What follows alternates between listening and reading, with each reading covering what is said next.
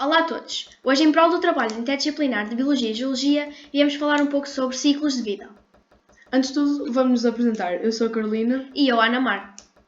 Ora bem, neste trabalho nós vamos ter o direito de conversar com outras duas pessoas, uma aluna do curso de Ciências e Tecnologias com Biologia da Escola João Gonçalo Jarco e um ex-professor dessa mesma escola que lecionou há cerca de 70 anos a matéria de Biologia.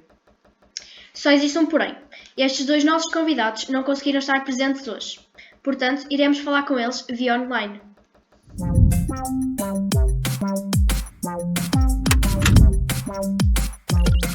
Petrosarco. Memórias de uma escola. Olá Francisca e olá professor João. Olá a todos. Boa tarde, meninas. Muito bem, todos preparados? Claro. Ok, então o nosso trabalho hoje é conseguir mostrar todas as diferenças entre os ciclos de vida ensinados atualmente e os que eram lecionados há 70 anos atrás, tentando também mostrar a evolução dos mesmos ao longo destes anos. Então Francisca, nas suas aulas de Biologia são lecionados ciclos de vida? Se sim, consegue nos dizer quais e explicar minimamente o que é que são? Sim, atualmente são-nos ensinados alguns ciclos de vida, como o ciclo de vida diplonte, o haplodiplonte e o aplonte. Estes correspondem às várias fases de desenvolvimento registadas nas espécies de ser vivos, desde o ovo ou zigoto de uma geração até ao ovo ou zigoto da geração seguinte. Certo. E quais são os seres vivos mais característicos a cada ciclo de vida que nos mencionou?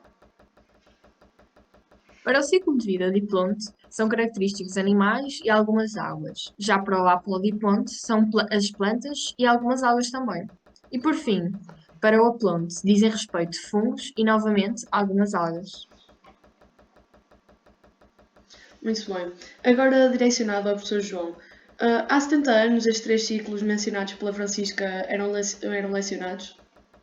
Na minha época já eram conhecidos estes ciclos de vida e até lecionados, porém com poucos detalhes.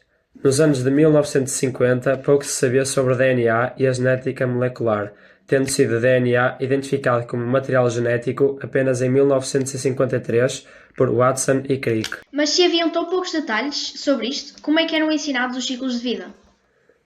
O ensino era baseado na observação morfológica e na citologia clássica, isto é, pelo que se consegue observar a olho nu e pelo que se sabia sobre as características das células.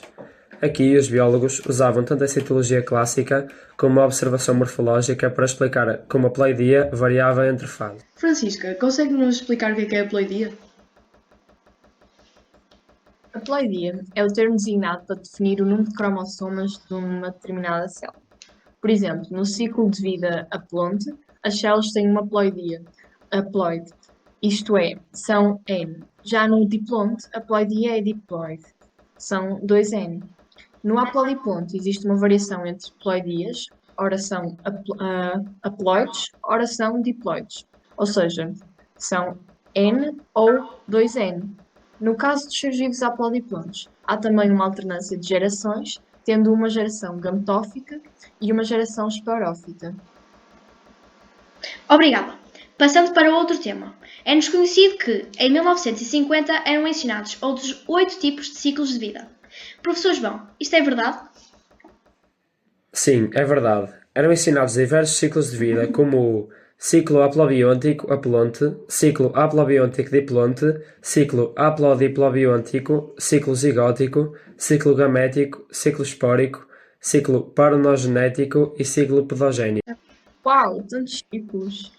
Sim, realmente são muitos. O que é que cada um dos alunos tinha de saber sobre cada um desses ciclos? Para cada ciclo, teriam de saber se o organismo adulto era haploide, diploide ou se alternava entre estas duas gerações, como era a meiose em alguns dos ciclos e quais seres vivos se encaixam em cada ciclo de vida. Consegue-nos dar alguns exemplos? Sim, claro. Por exemplo, os ciclos haplobiontico aplonte, haplobiontico diplonte e haplodiplobiontico são os mais parecidos aos três atuais, porém, os outros 5 são um pouco diferentes.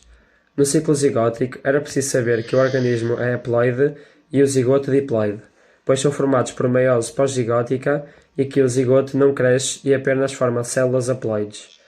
Acerca dos seres vivos seriam fungos e algumas algas. Então, por exemplo, no ciclo gamético, tinha de dizer que o organismo é diploide e os gametas são haploides e formados por meiose pré-gamético, e que logo após a fecundação o zigoto cresce e desenvolve um novo organismo diploide, acontecendo em seres humanos e outros animais. Sim, exatamente. Não tenho nada a acrescentar, está tudo correto. Onde aprendeu sobre este ciclo? Aprendi sobre estes ciclos numa aula de biologia. Estávamos a falar sobre ciclos de vida e a nossa professora falou-nos sobre este ciclo e disse-nos que era um ciclo já ensinado há alguns anos atrás. Muito bem. Acerca dos outros ciclos, no ciclo espórico, o organismo altera entre formas multicelulares haploides e diploides. Os esporos são formados por meiose pré-espórica e germinam em gametófitos haploides. Isto acontece em plantas vasculares e algumas multicelulares. Acerca dos ciclos parenogenético e pedogénico, o que é que nos pode dizer acerca deles?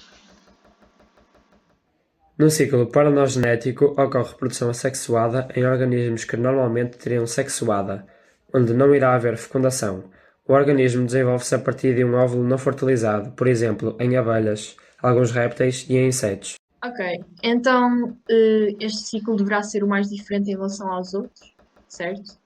Sim, este ciclo normalmente é o mais diferente, mas era o que mais chamava a atenção dos alunos também.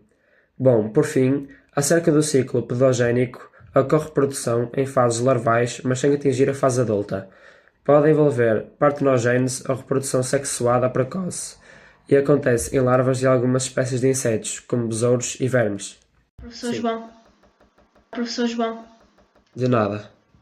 De nada. Essencialmente o que mudou foi as aprendizagens essenciais, certo? Neste caso foi-se retirando ao longo dos anos ciclos de vida.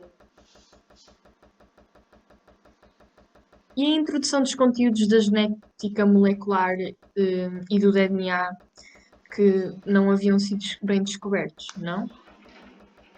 Sim, certíssimo. As únicas alterações que ocorreram foram relativas à extensão do programa e à adição de matéria relativa à genética molecular. Muito bem, damos por terminado este podcast. Muito obrigado aos nossos convidados por este momento de aprendizagem. Obrigada. Obrigado eu. Obrigado eu. Estar cá, estar cá, estar cá, estar cá, estar cá.